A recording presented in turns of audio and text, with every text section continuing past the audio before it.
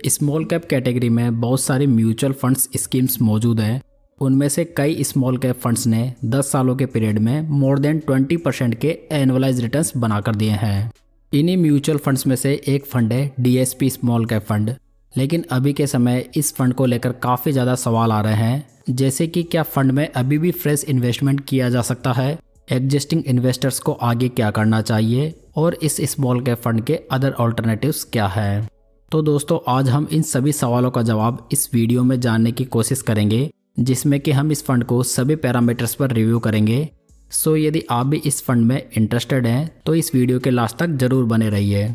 अगर फंड की basic details की बात करें तो ये फंड 14 जून 2007 को लॉन्च हुआ था, यानी कि फंड काफ़ी पुराना है और इसका अच्छा खासा ट्रैक रिकॉर्ड अवेलेबल है। फंड अपने बेंचमार्क के रूप में BSE 250 स्मॉल कैप TRI को फॉलो करता है। फंड का लेटेस्ट AUM देखें तो ये 16,705 करोड़ रुपीस हो चुका है, यानी कि फंड में काफ़ी ज़्यादा लोगों ने निवेश किया हुआ है। इस फंड के डायरेक्ट प्लान में इन्वेस्ट करने पर आपको 0.84% का एक्सपेंस रेशियो देना होगा, जो कि कैटेगरी एवरेज 0.62% से काफ़ी ज़्यादा है। कुल मिलाकर ये फंड आपको कैटेगरी एवरेज से काफ़ी ज़्यादा महंगा पड़ने वाला है। अगर फंड मैनेजर्स की बात करें तो इसे 2013 से मिस्टर विनीत सांभरे, जबकि 2018 से मिस्टर रेशम जैन मैनेज कर रहे हैं। तो यहाँ पर फंड मैनेजर स्कीम के साथ में काफ़ी लंबे समय से बने हुए हैं। इसकी वजह से फंड स्टेबिलिटी के हिसाब से बढ़िया दिखाई दे रहा है। चलिए आगे बढ़ते हैं और फंड को रिटर्न्स के बेसिस पर वैल्यू करते हैं। यदि इस स्कीम में 5000 की मंथली SIP 10 साल पहले स्टार्ट की गई होती तो आज टोटल इन्वेस्टमेंट 6 लाख रुपए का होता, जिसकी मैच्योरिटी वैल्यू 18,98,000 रुपीज़ होती। वहीं कैटेगरी एवरेज में 20,93,000 रुपीज़ होती, यानी कि SIP के मामले में फंड ने कैटेगरी एवरेज से कम रिटर्न्स बनाकर दिए हैं। वहीं दूसरी ओर यदि सेम पीरियड के लिए 1 लाख रुपए लमसम इन्वेस्ट किए गए होते तो आज उसकी मैच्योरिटी वैल्यू 6,27,000 रुपीज़ होती। वहीं कैटेगरी एवरेज में 6,59,000 रुपीज़। तो यहाँ पर लमसम के मामले में भी फंड ने कैटेगरी एवरेज से अंडर परफॉर्म किया है। अगर फंड के रोलिंग रिटर्न्स को देखें तो फंड ने लास्ट 10 ईयर्स में 20.23% के एनुअलाइज रिटर्न्स बनाए हैं। बेंचमार्क इंडेक्स ने 15.95% के, जहाँ पर इसकी रैंक 12 फंड्स में से 7th रही है। दोस्तों, आप यहाँ पर साइड में कैटेगरी एवरेज के रिटर्न्स को भी देख सकते हैं। लास्ट 5 ईयर्स में फंड के रिटर्न्स 31.19% के हैं, वहीं बेंचमार्क इंडेक्स के 29.90% के। इन लास्ट 5 ईयर्स में फंड की रैंक 20 फंड्स में से 10th रही है। लास्ट 3 ईयर्स के रिटर्न्स की बात करें तो ये फंड के 22.39% है, वहीं बेंचमार्क इंडेक्स के 22.72% है। यहाँ पर फंड की रैंक 26 फंड्स में से 14th रही है। लेटेस्ट 1 ईयर के रिटर्न्स की बात करें तो ये फंड के 35.34% है, जबकि बेंचमार्क के 41.94% है। यहाँ पर फंड की रैंक 34 फंड्स में से 27th रही है।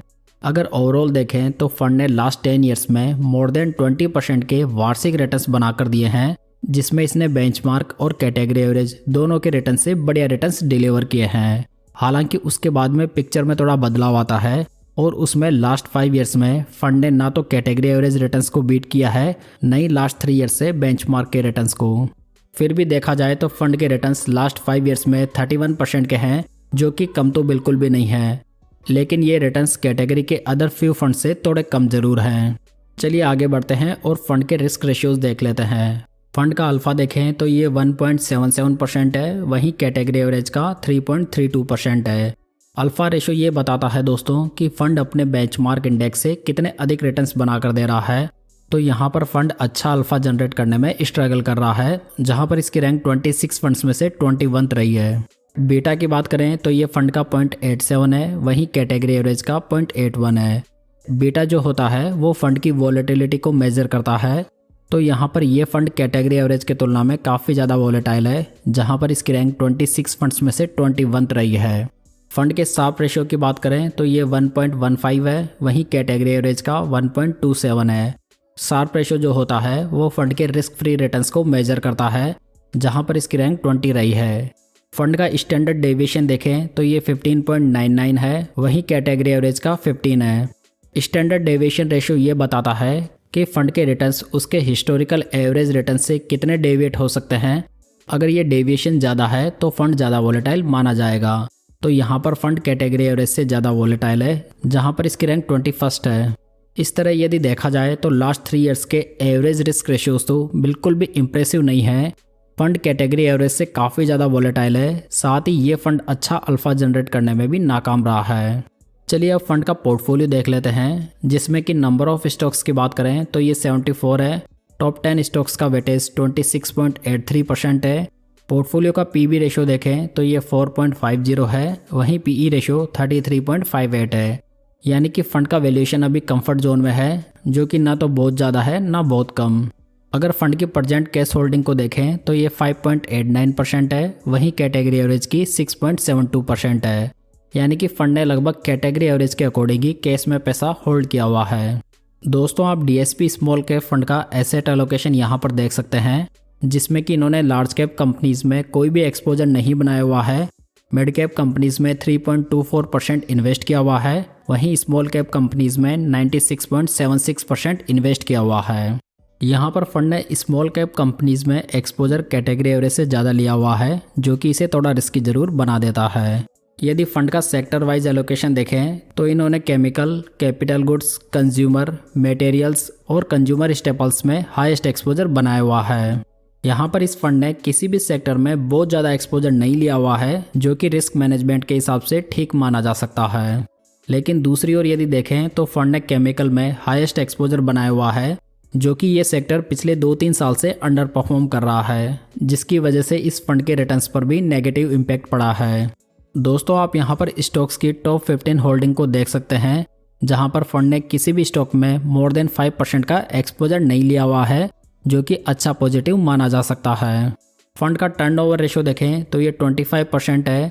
टर्नओवर रेशियो ये बताता है कि पोर्टफोलियो स्टॉक्स में फंड मैनेजर एक साल में कितने चेंजेस करता है। यदि ये चेंजेस कम हो तो ये पोर्टफोलियो स्टेबिलिटी के लिए बढ़िया इंडिकेशन माना जा सकता है। तो यहाँ पर फंड का टर्नओवर रेशियो लिमिट में है, जो कि अच्छी स्टेबिलिटी को इंडिकेट करता है। यदि डीएसपी स्मॉल कैप फंड की रेटिंग को देखें तो इसे क्रिसिल ने 2 स्टार से, वहीं वैल्यू रिसर्च ने ओनली 1 स्टार से रेट किया है। यानी कि रेटिंग एजेंसीज ने फंड को काफ़ी कम रेट किया हुआ है। देखा जाए तो recently DSP small cap fund के काफ़ी पैरामीटर्स खराब हुए हैं, साथ ही फंड कैटेगरी एवरेज में काफ़ी ज़्यादा कॉस्टली भी है, यानी कि इसका एक्सपेंस रेशियो काफ़ी ज़्यादा है। दूसरी ओर फंड के रिटर्न्स भी लास्ट 3 ईयर्स से कम आ रहे हैं, जिसकी वजह से ये फंड अपने पीयर्स के मुकाबले पिछड़ रहा है। दोस्तों अगर कोई एक्टिव फंड 3-4 साल के पीरियड में भी बेंचमार्क के रिटर्न्स को बीट नहीं कर पाता है, तो वो फंड वैसे भी बढ़िया नहीं माना जा सकता। हालांकि ऐसा नहीं है कि डीएसपी स्मॉल कैप फंड अकेला ऐसा फंड है जो कि अपने बेंचमार्क के रिटर्न्स को बीट नहीं कर पा रहा है।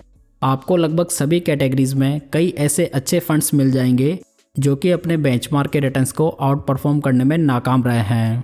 लेकिन सबसे इम्पोर्टेंट पॉइंट यह है कि फंड अनफेवरेबल रिस्क रिवॉर्ड बना रहा है, मतलब कि ये फंड जितना रिस्क उठा रहा है उसके अकॉर्डिंग ये फंड रिटर्न्स नहीं बना पा रहा है। सो इन सभी कारणों की वजह से मुझे पर्सनली ये फंड अभी फ्रेश इन्वेस्टमेंट के लिए इतना बढ़िया नज़र नहीं आ रहा है। वहीं दूसरी ओर ऐसे भी निवेशक होंगे जो कि इस फंड में ऑलरेडी इन्वेस्टेड होंगे, तो उनके लिए मेरा यही सजेशन रहेगा कि फंड के रिटर्न्स वैसे तो बढ़िया हैं, लेकिन ये कैटेगरी के कई फंड से थोड़ा कम है। लेकिन पॉजिटिव बात यह है कि ये डिफरेंस इतना ज़्यादा नहीं है, इसलिए यदि आप चाहें तो आप इस फंड को थोड़ा बहुत और समय देने के बारे में सोच सकते हैं। दोस्तों डीएसपी स्मॉल कैप फंड के ऑल्टरनेट फंड्स की बात करें तो इसमें एसबीआई स्मॉल कैप फंड आता है, quant small cap fund, Tata small cap fund और Nippon India small cap fund के बारे में भी सोचा जा सकता है। तो दोस्तों ये थी आज की जानकारी। उम्मीद है आपको ये पसंद आई होगी। वीडियो को लाइक, कमेंट और शेयर जरूर कीजिएगा, साथ ही इस चैनल को सब्सक्राइब जरूर कर लीजिएगा। तो चलिए दोस्तों फिर मिलते हैं किसी नई जानकारी के साथ।